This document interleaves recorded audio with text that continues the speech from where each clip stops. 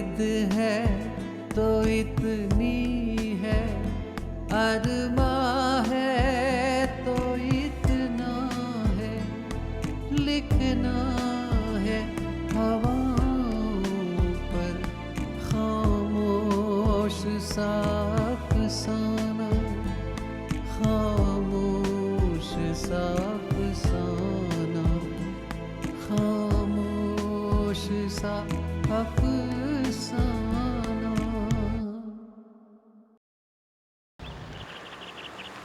अर्जुन यार, तू कब तक आंटी के मानने के इंतजार में बैठा रहेगा? कि वो है कि तेरी एक भी बात सुनने को तैयार नहीं है। पता नहीं यार। यार तू कब तक अपने आप को ऐसी तकलीफ में डालता रहेगा? अर्जुन, बब्बल बिल्कुल ठीक कह रहे हैं। वाणी से तो तुम बाहर मिल ही लेते हो, और बाकी घर में सबको पता है तुम्हारी सच्चाई काकी सा के अलावा। तुम देखना, वाणी एक दिन काकी सा को भी मना लेगी। सोनम, गलती मैंने की है तो सजा भी तो मुझे मिलनी चाहिए। पता है माँ ने कितना विश्वास किया था मुझ पर। जब किसी का विश्वास टूटता है ना, तो जल्दी किसी को माफ नहीं कर पाता है। पता है, अगर सिर्फ घर की बात होती ना तो माँ कब की मुझे माफ कर देती, लेकिन यहाँ बात उनकी बेटी की है, वाणी की। किसी और से सगाई का मतलब है वाणी के साथ धोखा। माँ तो अभी भी ये समझती है कि उनकी तकलीफ के मुकाबले बाकी सबकी तकलीफें कम हैं। मुझसे तेरी ये हालत देखी नहीं जाती। अगर तुझे कुछ हो गया तो मैं क्या करूँगा यार?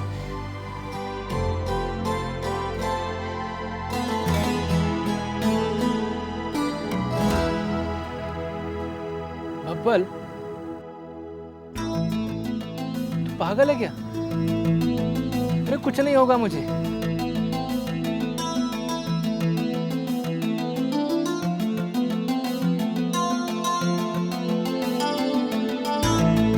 अच्छा खासा तो हूं मैं, और क्या? तूने अपने दोस्त को इतना कमजोर समझा हुआ? हाँ, फिक्र मत कर यार, कुछ नहीं होगा मुझे। यार मैं तेरे बारे में नहीं सोचूंगा, तो कौन सोचेगा तेरे बारे में? अच्छा चल चल, तू ये सब छोड़, सोनम को घर छोड़ के आ, मैं घर पे मिलता हूँ। तू पक्का घर वापस आएगा? तू फिर से वाणी के घर के बाहर तो नहीं बैठेगा? नहीं बाबा, मैं पक्का घर पे, पक्का, प्रॉमिस। चल मिलता हूँ।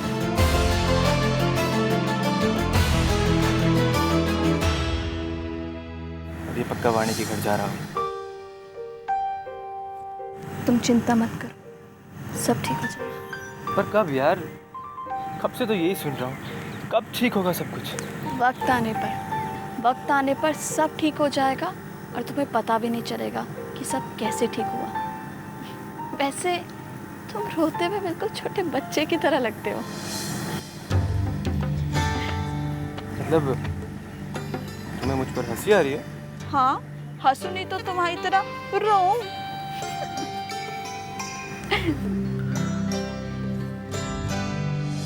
वैसे तुम मुस्कुराते हुए भी अच्छे लगते हो। अच्छा, और? तुम मुझे घर छोड़ दो। हाँ चलो, लेकिन यार मुझे अभी भी लग रहा है कि अर्जुन वाणी के घर जाएगा। तो तुम जाके वाणी के घर जाके देख लो कि अर्जुन वहाँ तो नहीं है। हाँ चले जाऊंगा, लेकिन पहले आपको घर छोड़ देते हैं। चलिए।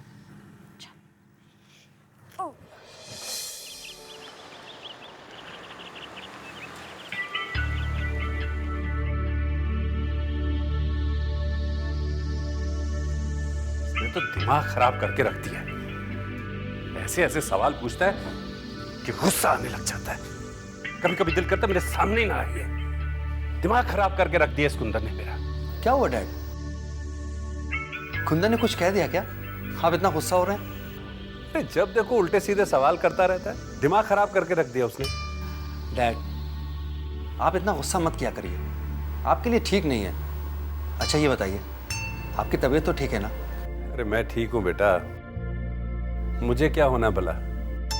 मेरी छोड़ो, ये बताओ कि ऑफिस का काम कैसे चल रहा है? हाँ डैड, अच्छा चल रहा है। और वो दिल्ली वाले प्रोजेक्ट का काम कहाँ तक पहुंचा? डैड अभी आधा हुआ है, 2-4 दिन में वो प्रोजेक्ट पूरा हो जाएगा और शायद मुझे 2-3 दिन के लिए दिल्ली भी जाना पड़े। राजीव बेटा, ऑफिस का सारा बोझ तुम पर आ गया। एक तो सब कुछ छोड़कर चला ही गया और तुमने मुझे भी घर बिठा दिया। डैड, मैंने नहीं बैठाया है, डॉक्टर्स ने आपको घर पर बैठाया है और जब तक डॉक्टर्स नहीं कहेंगे आप बिल्कुल भी काम नहीं करेंगे। हाँ, अगर आप कहें तो। देखो, उस तरफ बात मोड़ने की कोशिश मत करो प्लीज। अच्छा डैड, आप टेंशन मत लीजिए, ऑफिस में मेरे साथ नेहा भी तो है ना। उस बेचारी लड़की का भी हमने अच्छा मजाक बनाकर रख दिया है। कोई खुशी नहीं दे पाया मुझे और उल्टा काम में जोत रखा है उसे। डैड, नेहा ने मुझसे खुद कहा है कि वो इस बात को लेकर बिल्कुल भी दुखी नहीं है। और वो बेचारी कर भी क्या सकती है। अरे राजीव, तुम मुझे ऑफिस जाने नहीं दे रहे तो कम से कम फाइल्स तो घर भेज सकते हो ना, ताकि मैं घर बैठे कुछ काम तो कर सकूं। डैड, जब तो डॉक्टर्स नहीं बोलेंगे आपको काम नहीं करना है और आप मुझसे काम की बात भी नहीं करेंगे। तुम लोगों का बस चले ना तो मुझे बिस्तर से उठने ही ना दो। अच्छा बताओ, कैसा चल रहा है आजकल? आप ठीक चला है डैड, वो कुछ क्लाइंट से बात हुई है, हो सकता है शायद कुछ बात बन जाए। अरे मैं बिजनेस के बारे में बात नहीं कर रहा। वैसे अब बहू का मूड कैसा है? वो ठीक है। और किसी से बात हुई? किसी से बात करनी थी डैड? नहीं, मेरा मतलब है ऐसे ही वो बब्बल, उससे कोई बात हुई क्या? बब्बल? नहीं डैड, उससे क्या बात करूंगा मैं? नहीं, बस ऐसे ही वो इतना आता जाता रहता था इसलिए बोल रहा था। डैड, क्या करूंगा बात उससे, ठीक होगा वो। हाँ, वो तो है। घर में सबने एक अजीब सा माहौल बना रखा है। तुम्हारी माँ आजकल मुंह फुलाए रहती है। और तो कुंदन का पता है वो क्या कह रहा था? कुंदन क्या कहा उसने? ये कि छोटे भैया के नहीं होने से घर बड़ा सूना हो गया है, ये कह रहा था। ठीक है तो कह रहा था डैड, अर्जुन के जाने से ये घर कितना सूना हो गया। जब वो इस घर में था तो कोई ना कोई बात कह के किसी ना किसी को हंसाता रहता था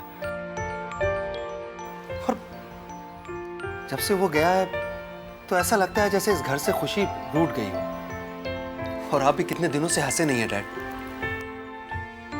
हाँ बेटा, खूब हंसाता था वो।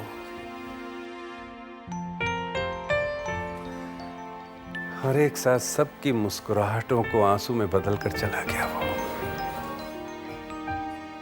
मुड़कर देखने की उसने जरूरत भी नहीं समझी कि कोई जी रहा है कि मर गया।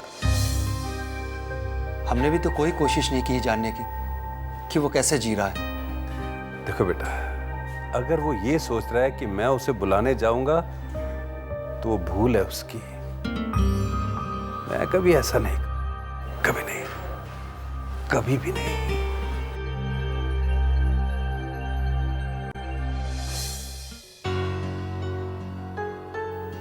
मुझे पता है डैड, आप अर्जुन को मिस कर रहे हैं। आप उसे लेने जाएंगे नहीं और वो खुद आएगा नहीं। जिद्दी भी तो आप ही की तरह है ना।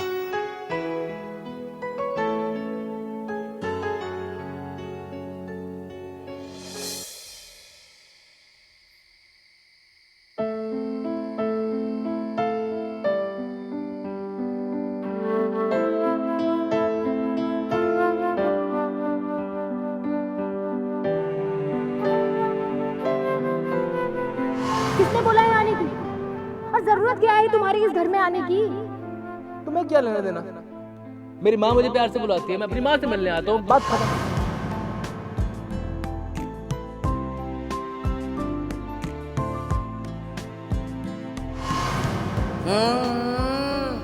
बहुत अच्छा है, एक नंबर का आवारा लड़का है वो।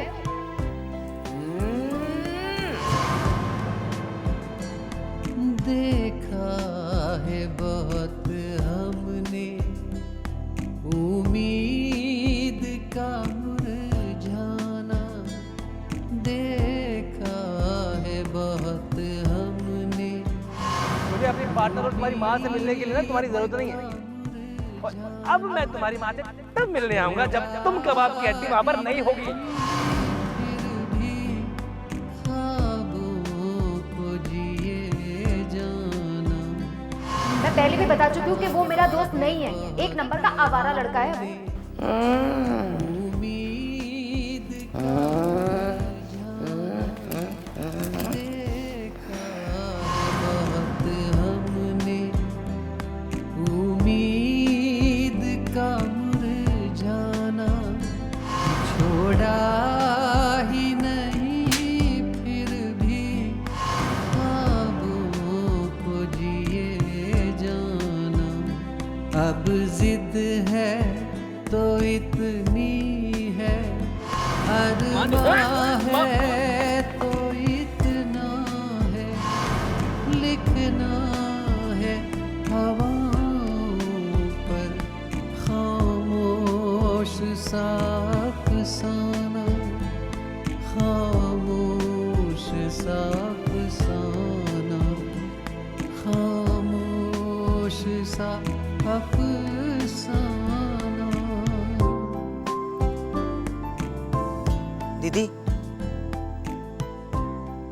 दीदी, खाना खा लो। मुझे नहीं खाना। दीदी ऐसे कब तक चलेगा? बोला ना सुंदर, जिद मत किया, अगर मना किया नहीं खाना तो नहीं खाना। पहले मेरी बात का जवाब दो। तुम हर बार माँ से नाराज होती हो और खाना पीना छोड़ देती हो। कब तक यूं ही बैठी रहोगी? बैठी रहूंगी। एक इंसान वहां भूखा प्यासा खड़ा हुआ है और मैं यहाँ पे खाना खाऊंगी? समझ नहीं आता तुझे? ले जा यहाँ से।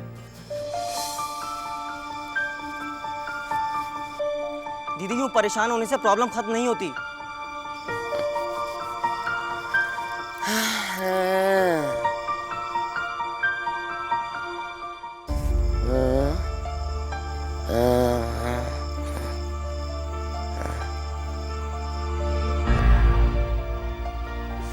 नहीं माँ, मैंने कभी भी आपको दुख पहुंचाने के बारे में नहीं सोचा, बल्कि आपने खुद जबरदस्ती इस दुख को ओढ़ रखा है। आप तो हमारी बात सुनना ही नहीं चाहती। कम से कम जो चीज आपकी नजर देख सकती है उसे तो देखने की कोशिश कीजिए। वो इंसान माँ दिन रात खड़ा हुआ आपकी माफी का इंतजार करता रहता है, ना खाता है ना पीता है। हम उसकी बात भी नहीं सुनना चाहते, उसे देखना भी नहीं चाहते। क्यों माँ, इतना अन्याय क्यों? बोलो माँ, क्यों?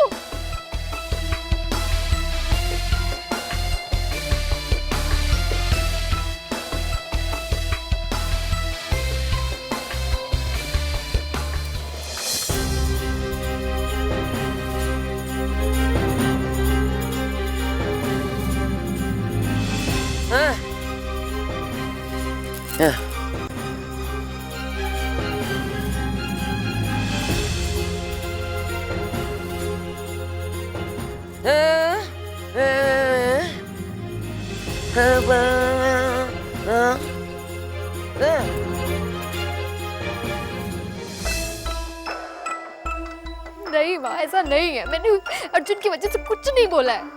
वाणी, वाणी प्लीज चुप रहो तुम। क्यों चुप हो जाओ? अर्जुन जो सच है वो सच है और माँ को सुनना पड़ेगा। माँ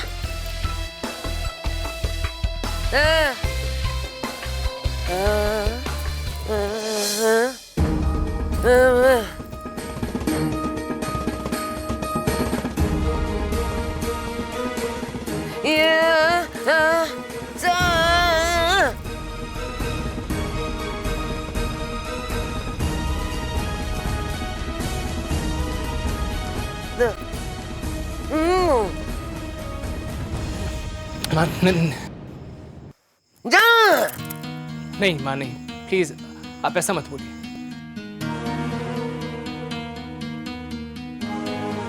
माँ, वाणी के लिए आप सब कुछ है।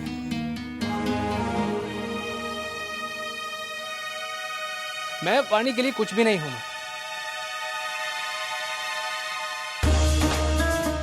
आप बापू साहब वाणी के लिए सबसे पहले।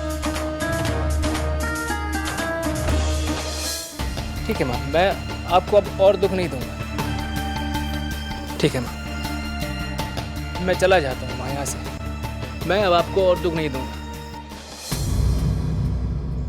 मैं जा रहा हूँ। आप प्लीज आप शांत हो जाइए प्लीज। मैं जा रहा हूँ। आप प्लीज आप शांत हो जाइए प्लीज। अर्जुन नहीं वाणी, मेरा चला जाना अच्छा होगा। मैं आपकी बहुत इज्जत करता हूँ आंटी, लेकिन किसी के सब्र का इतना भी इम्तिहान नहीं लेना चाहिए कि वो टूटी जाए। बब्बल तू चुप कर। क्या बकवास कर रहा है ये? मैं कोई बकवास नहीं कर रहा हूं यार, मैं ठीक कह रहा हूं यार। तेरे परिवार में से तेरे साथ कोई भी नहीं है। अगर तेरे साथ कुछ हो गया तो मैं क्या करूंगा यार?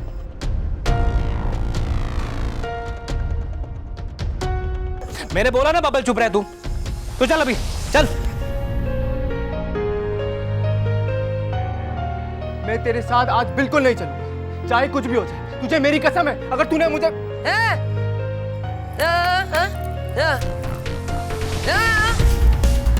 आंटी, आपको इस लड़की की मासूमियत नहीं दिखती? इस लड़के ने आपको मनाने के लिए रात दिन एक कर दिया, लेकिन आप हैं कि इसकी बात ही नहीं सुनना चाहते। अपना फैसला देने से पहले तो जज भी मुजरिम की सारी बातें सुनता है।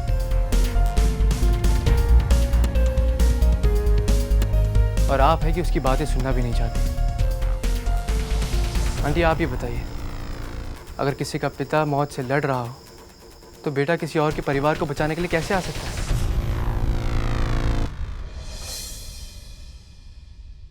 अगर पिता की जिंदगी का सवाल हो तो बेटा जान देने से भी नहीं चूकता। और सगाई तो बहुत छोटी सी बात है।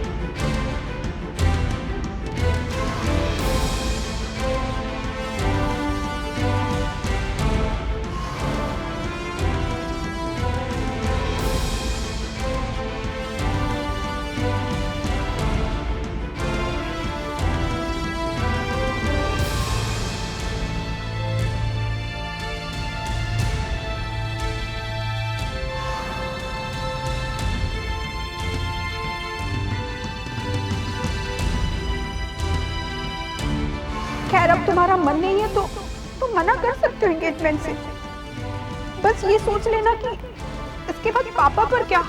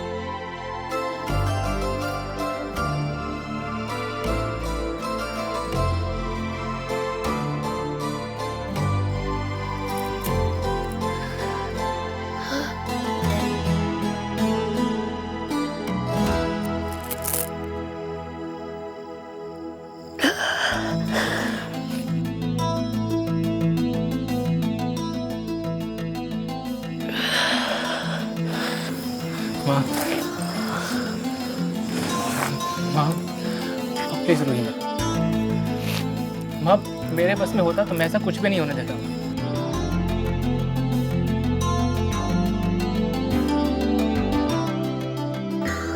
माँ मैं आपके मन को दुखी करूंगा ये मैं सपने में भी नहीं सोच सकता।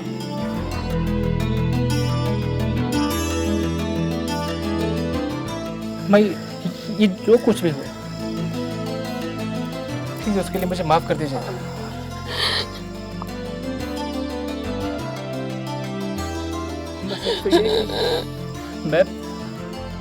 मैं आप सबके बिना नहीं जी सकता हूँ।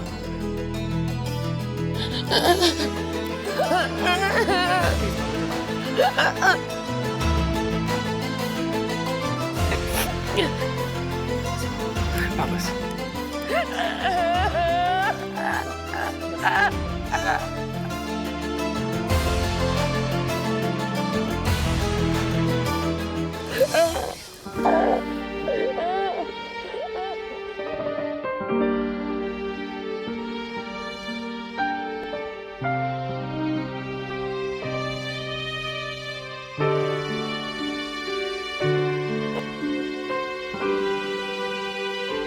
माँ मुझसे गलती हुई जो मैं पहले नहीं आ सका। माँ अब सब दुख दूर हो गया माँ। हाँ माँ अब कोई दुख नहीं आएगा।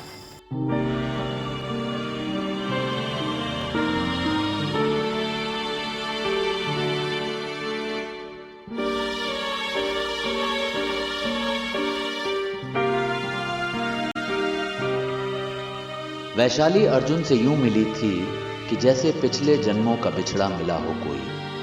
आंसू थे कि रुक नहीं रहे थे, पता नहीं गुजरे वक्तों की तकलीफ थी या आज मिल जाने की खुशी, मगर दर्द आंसू बनकर बह निकला था।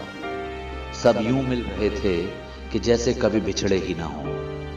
जिंदगी फिर मुस्कुराने लगी थी आहिस्ता आहिस्ता। वाणी की माँ वैशाली जी वो मान चुकी, उन्होंने अर्जुन को माफ कर दिया है। जीजू उस दिन हरिहर आया था घर पे। हरिहर? वो यहाँ क्यों आया था? वो अभी सुना के काकी साहब मान गई।